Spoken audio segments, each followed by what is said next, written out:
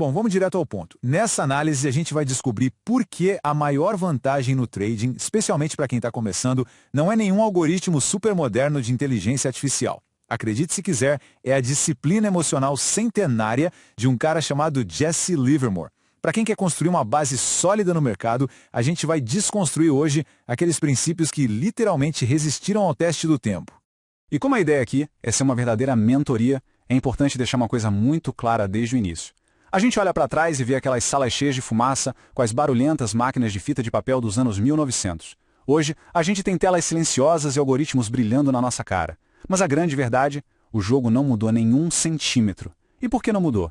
Simples, porque os jogadores continuam exatamente os mesmos. O ser humano ainda está no controle. E as nossas emoções continuam ditando as regras, não importa o quão avançada seja a tecnologia. A gente vai seguir um roteiro bem focado hoje para construir essa disciplina do zero. A nossa pauta inclui 1. A mente inalterável do mercado. 2. A evolução através do pânico. 3. A psicologia da especulação. 4. A linha de menor resistência. E, por fim, o poder de ficar sentado. Parte 1. A mente inalterável do mercado. Onde a gente entende por que a tecnologia evolui, mas os humanos, bom, nem tanto. Olha só que citação fantástica. Ela ilustra perfeitamente porque o Livermore acreditava com todas as forças que estudar a psicologia humana é tão valioso hoje quanto era há mais de 100 anos. Pensa bem, as ferramentas que a gente usa para operar mudaram completamente da virada do século passado para cá. Mas a mente que aperta o botão e toma a decisão final de comprar ou vender, ela roda exatamente o mesmo hardware biológico de sempre. A força motriz do mercado é incrivelmente simples quando a gente para analisar. Qualquer flutuação diária de preço piscando na tela é, no fundo, só o reflexo direto de 4 emoções humanas bem irracionais: ganância, medo, ignorância e esperança. É um verdadeiro cabo de guerra entre elas o tempo todo. Entender que o mercado é só um espelho dessas emoções é o primeiríssimo passo para parar de reagir no susto e começar a operar com clareza de verdade. Parte 2. Evolução através do pânico. Um sistema que foi literalmente forjado no fogo dos mercados reais. E para entender como vencer, a gente precisa olhar para os tombos. Quando Livermore saiu daquelas corretoras amadoras e foi tentar a sorte numa gigante em Nova York, a lição foi dura. Ele aprendeu na pele que quando o movimento do preço ignora completamente os fundamentos, é porque tem gente grande, os insiders, manipulando e apertando o mercado. A regra de ouro que fica dos tropeços dele é essa: a gente precisa agir na mesma hora para sobreviver. Sentiu que o ritmo do preço quebrou? Corta a operação sem pensar 2 vezes. Não dá para hesitar. E olha o resultado prático disso. No final do devastador pânico de 1907, a estratégia superdisciplinada dele de venda descoberto rendeu nada menos que 3 milhões de dólares. Gente, isso era uma fortuna absurdamente astronômica para a época. E não foi sorte de principiante. Foi uma leitura fria e totalmente calculada no meio do caos extremo. O pulo do gato nesse crash gigante veio da observação de uma drenagem de liquidez brutal. Ele percebeu na prática que quando os especuladores perdem o fôlego e são forçados a vender tudo ao mesmo tempo por causa de chamadas de margem, os compradores simplesmente desaparecem do mapa. E aí os preços despencam de forma violenta, não importa o que o noticiário diga de positivo. É a prova definitiva de que o fluxo de ordens e a grana real na mesa sempre vão atropelar qualquer narrativa otimista da mídia. Parte 3. A psicologia da especulação. Aqui a gente entra na batalha mais difícil, que é contra a nossa própria natureza. Para quem quer realmente construir uma disciplina para durar a vida toda no mercado, tem um detalhe que muda o jogo. A gente precisa parar de ter aquela obsessão de tentar entender o porquê de cada movimento, caçando justificativa em feed de notícias. O foco de um profissional de verdade tem que estar puramente no o que está acontecendo com a ação do preço agora, nesse exato instante.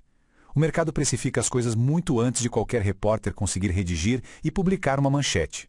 E aqui a gente vê o contraste perfeito na velha batalha entre o medo e a ganância. É preciso decidir que caminho seguir agora mesmo. Dá para escolher ser o famoso tolo de Wall Street, que opera todo santo dia movido pela adrenalina, caçando diquinha porque tá com pavor de ficar de fora, o famoso FOMO, ou de forma contrária, dá para optar por administrar um negócio silencioso, altamente estruturado, igual a um operador experiente que tem a disciplina para esperar a configuração perfeita e ignora totalmente o ruído de fora.